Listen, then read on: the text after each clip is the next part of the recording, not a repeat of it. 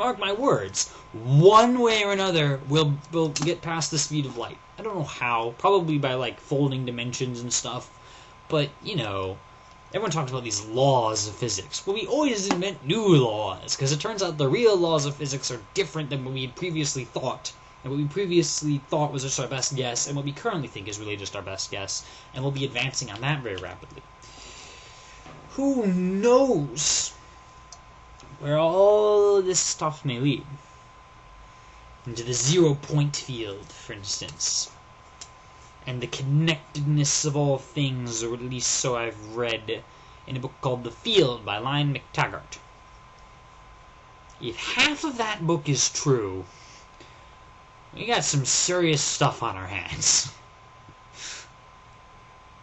And, you know, I haven't heard particularly false things about it. I don't know.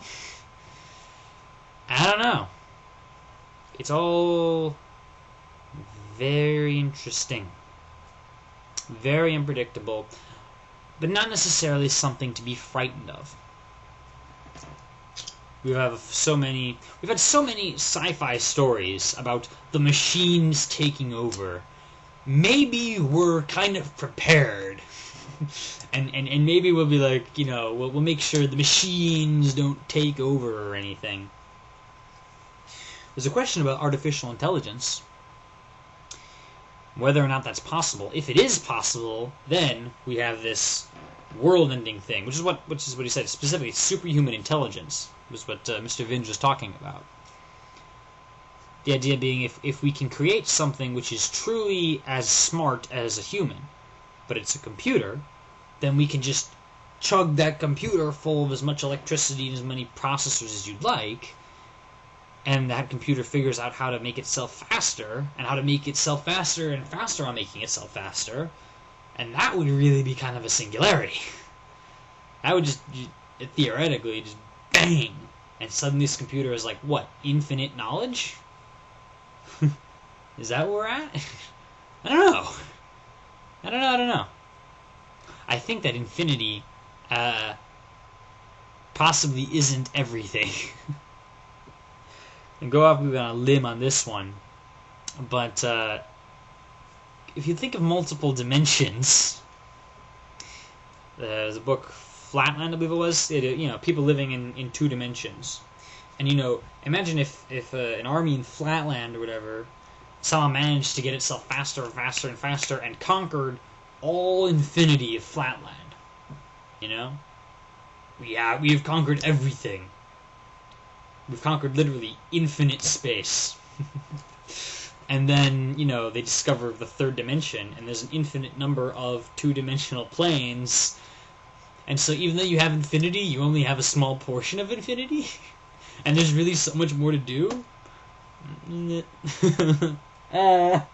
I'm sure I'm frying someone's brain right now, because this is pretty brain-frying stuff. The good news is we don't have to worry about it so much, at least just now. Which goes back to my other point of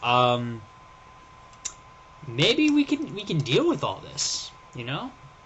Maybe it'll all seem pretty normal, because maybe if technology starts going too fast, then society will start slowing it down. And so we'll only go as fast as we can take. And maybe our ability to adapt will start growing faster than it has been. I don't know. You listen to the Singularity people, it's like we've been a caterpillar in a cocoon all this time, you know? And we're just about to come out and become something new entirely. Maybe. When? I don't know. And maybe it won't really be a singularity. Maybe, you know, it'll just keep going. Faster and faster, but no particular point at which everything changes.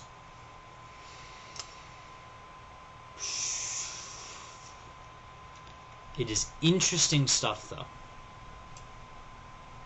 So, I don't know. Stay sharp. Keep your eyes peeled. Keep your soul moral. I happen to believe that that's going to be has always been the most important thing of all, right? Man exists. First in soul, next in mind, last in body.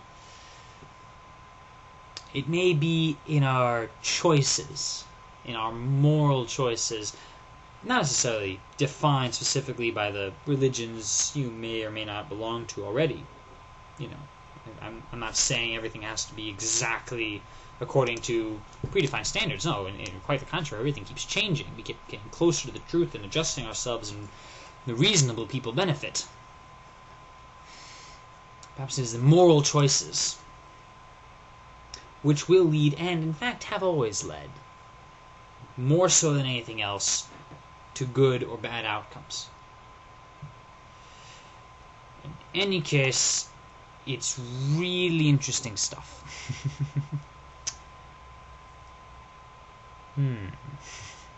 So, thanks for watching. See you later.